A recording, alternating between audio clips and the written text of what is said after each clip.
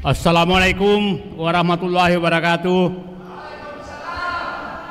Terima kasih Bung Refli, Bapak penyelamat bangsa, karena beliau konsisten untuk mengumpulkan kita semua.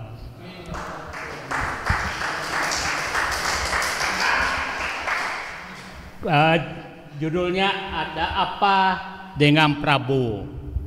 Pertanyaan saya, apakah Prabowo masih ada? Kenapa pertanyaan itu muncul bagi saya? Saya membaca dan menghayati Pak Prabowo dari 3-4 bukunya yang saya baca mulai 2012. Ada 4 yang saya tangkap dari beliau. Satu, bahwa dia risau sekali terhadap bangsanya. Setelah terjadi 98 tadi, bahwa terjadi paradoks bangsanya kaya tapi rakyatnya miskin. Terus yang kedua, pulang dari Yordania menyatakan tekad bahwa untuk merubah bangsanya tidak ada jalan lain kecuali masuk ke politik agar bisa membuat kebijakan.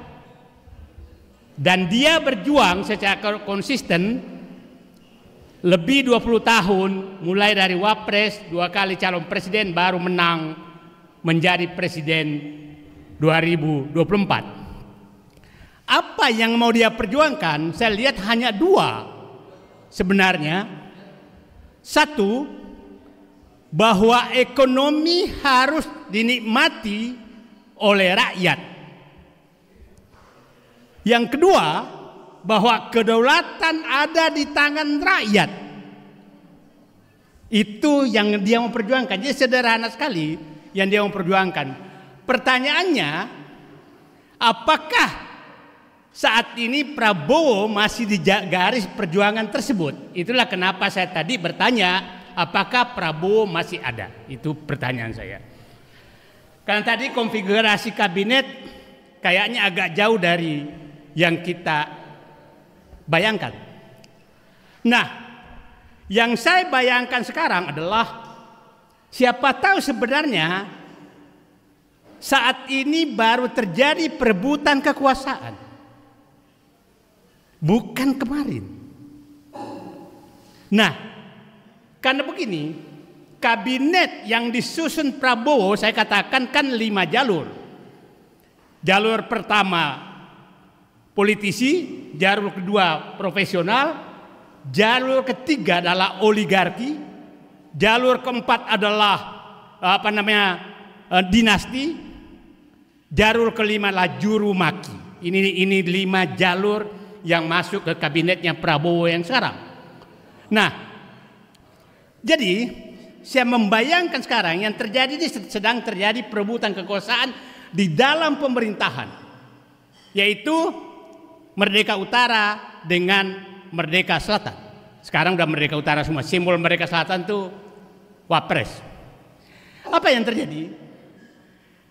Saya membaca bahwa komando 3 jalur.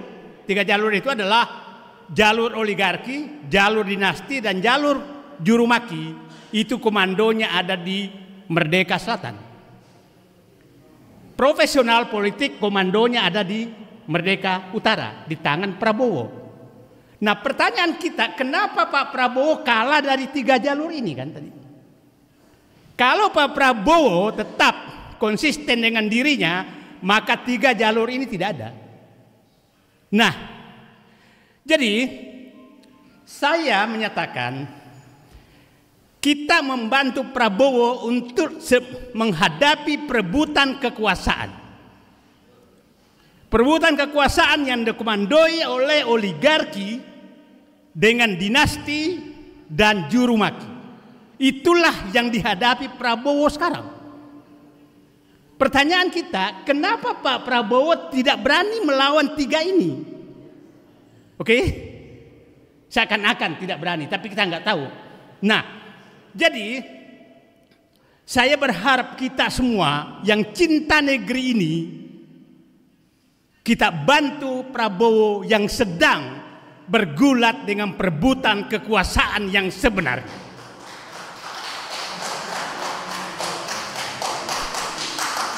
Jadi pemilu kemarin, pilpres kemarin, baru saya sadari ini sebenarnya adalah perebutan formalitas kekuasaan. Perebutan kekuasaan baru sedang terjadi sejak Perintah Solo 13 Oktober 2024. Itulah menurut saya titik awal perebutan kekuasaan nyata. Karena saya yakin di Solo itulah terjadi 3 jalur ini menekan Prabowo yang ingin menyelamatkan bangsanya. Jadi saya katakan di negeri kita hari ini yang terjadi adalah berkumpul orang-orang yang ingin menyelamatkan bangsanya, ingin agar rakyatnya menikmati ekonomi, ingin agar kedaulatan di tangan rakyat, berhadapan dengan penikmat kekuasaan yang dilahirkan dan yang dipelihara oleh Jokowi selama 10 tahun. Dan mereka tidak mau kehilangan kekuasaan dan kenikmatan itu. Sehingga dipasanglah boneka Fufu Papa untuk kelangsungan kenikmatan mereka. Jadi mari tanamkan dalam diri kita semua bahwa sedang terjadi perebutan kekuasaan yang nyata antara para perampok-perampok negara dengan rakyat yang harus menikmati negara ini. Itu yang harus kita bayangkan. Dan kita harus bayangkan yang terjadi adalah komando daripada pihak-pihak penikmat oligarki ini, itu yang saya sering katakan di pantai utara Jakarta yang mengkomandoi Solo dan Merdeka Selatan. Jadi kita bersatu bersama berada di Merdeka Utara untuk menyelamatkan bangsa ini. Saya berharap Cilangkap, Trunojoyo, Senayan juga bersatu dengan Merdeka Utara. Kalau enggak, negara ini bisa bubar. Saya katakan hampir seluruh 10 tahun terakhir, hampir seluruh sumber daya ekonomi sedang dinikmati oleh mereka. Dan sangat wajar kalau mereka tidak mau kehilangan itu. Sangat wajar. Dan semakin merajalela mereka, tidak ada yang bisa halangi. Nah sekarang kita titipkan Pak Prabowo.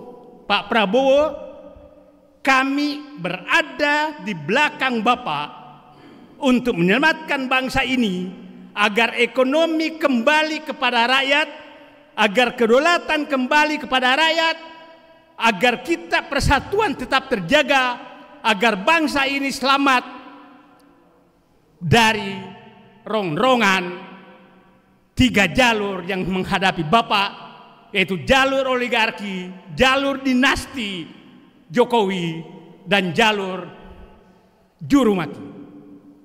Bayangkan Pak Hendradi tadi sekarang jadi menteri itu tidak perlu sekolah, tidak perlu partai politik banyak. Pokoknya kuat memaki-maki lawan bisa jadi menteri. Itu. Nah, jadi itulah posisi kita. Jadi saya ulangi tadi, apakah masih ada Prabowo?